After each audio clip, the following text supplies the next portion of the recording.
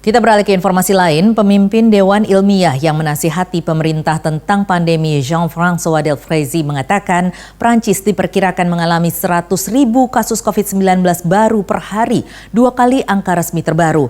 Pernyataan mengejutkan tersebut disampaikan kepada radio RTL pada Senin 26 Oktober. Prancis, ekonomi terbesar kedua zona Euro, saat ini sedang memeriksa apakah akan memperketat langkah-langkah penguncian lebih lanjut untuk mengekang kebangkitan virus corona COVID-19 setelah memberlakukan jam malam di kota-kota besar termasuk Paris. On est dans une situation très difficile, voire critique. Il y a probablement plus de 50 000 cas par jour. On estime au niveau du conseil scientifique qu'on est plutôt autour de 100 000 cas par jour. 2 fois plus. 2 fois plus parce que c'est entre les cas diagnostiqués, mais les cas qui ne se font pas diagnostiquer, les formes asymptomatiques. Donc on est autour de ce nombre de cas. Ça veut dire qu'on a un virus qui circule de façon extrêmement rapide. Kementerian Kesehatan pada Minggu 25 Oktober melaporkan rekor 52.010 infeksi virus corona yang dikonfirmasi selama 24 jam terakhir ketika gelombang kedua kasus melonjak di seluruh Eropa. Nous-mêmes, nous sommes surpris par la brutalité de ce qui est en train de se passer depuis 10 jours, depuis 15 jours.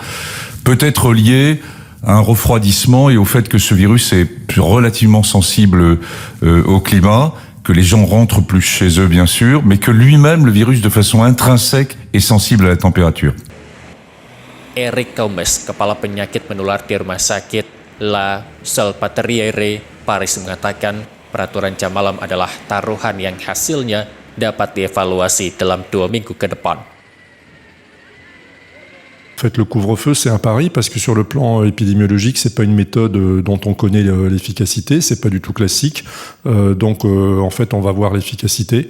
C'est un pari, vraiment un pari risqué, je pense. Un pari dont on mesurera l'éventuelle efficacité à quelle échéance ? D'ici 15 jours, 3 semaines après le début de la décision, c'est-à-dire d'ici 10 à 15 jours maintenant. Kasus-kasus baru membuat total kasus di Prancis menjadi 1.138.507, di mana negara itu menyalip Argentina dan Spanyol dalam peringkat jumlah kasus tertinggi kelima di dunia. C'est-à-dire que le virus est tellement présent parmi nous que là, je pense qu'aujourd'hui, on n'a plus le choix. Il faudrait reconfiner, un peu comme l'ont fait les Irlandais et les Gallois, pour remettre les pendules à l'heure, se permettre de se réorganiser, arrêter la saturation du système hospitalier, notamment des réanimations, qui va devenir de plus en plus critique. Bientôt, on n'aura plus que des Covid dans nos lits de réanimation. Kementerian mengatakan 116 orang telah meninggal akibat infeksi virus corona dalam 24 jam hingga Minggu, turun dari 137 hari sebelumnya, menambah total kematian menjadi 34.761. Oui, écoutez, on a perdu le contrôle de l'épidémie il y a déjà quelques semaines de ça. Le Premier ministre l'a reconnu, le ministre de la Santé le reconnaît, c'est vrai, quoi. Alors après, la situation, ils disent, va s'aggraver. Si on estime qu'elle va s'aggraver pendant quelques jours, c'est tenable. S'ils estiment qu'elle va s'aggraver pendant plusieurs semaines, là, c'est un discours qui n'est pas entendable, ce n'est pas tenable. Et dans ces cas-là, il faut en tirer les conséquences le plus.